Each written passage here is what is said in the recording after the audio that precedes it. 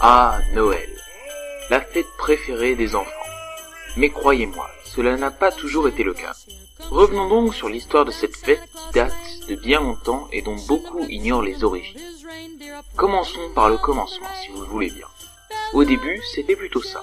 Mademoiselle, j'ai une nouvelle à vous annoncer. Vous êtes enceinte. Mais comment est-ce possible? Je n'ai pourtant pas... Et puis, 9 mois plus tard... Poussez, Marie, poussez. Bravo, Marie. C'est un joli garçon que tu as là. Merci beaucoup, docteur. Viens là, mon garçon. Mais faites attention un peu. Forcément, si plus tard il a un peu déliré, ça paraît normal. Mes frères, mes sœurs, il n'existe qu'un seul Dieu. Mais il va la fermer, lui, on aimerait bien manger tranquille, nous. Ouais, c'est vrai, rentre chez toi, gamin. Et puis, quelques années plus tard... Vous verrez, dans des siècles on se souviendra encore de moi, et on bâtira des monuments en mon honneur. Eh oui, c'est ça, et puis Sarkozy sera président en 2007. Puis, en l'an 425, l'empereur Théodore rend la fête de Noël exclusivement chrétienne, au bonheur de tous les chrétiens. Je déclare donc la fête de Noël comme fête chrétienne. Et les musulmans alors, comment qu'on fait? Eh bien, vous n'avez qu'à vous convertir, voyons. Et puis quoi encore? Qu'on les chasse d'ici. Mais qu'est-ce que vous faites? Lâchez-moi! C'est ainsi qu'a commencé la guerre contre les musulmans. Puis, à l'an 496... Je vous bâtis donc Clovis, empereur de France.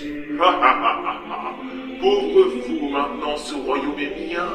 Vous allez subir mon courroux. À moi, à moi, à moi, à moi.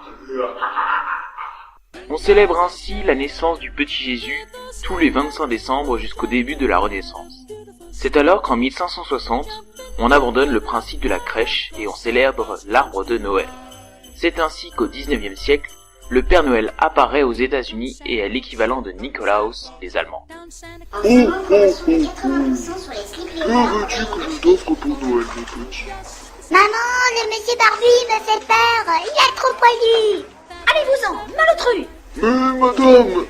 Et puis Coca-Cola arriva et imposa le costume rouge et blanc au Père Noël. Je déclare donc le Père Noël rouge.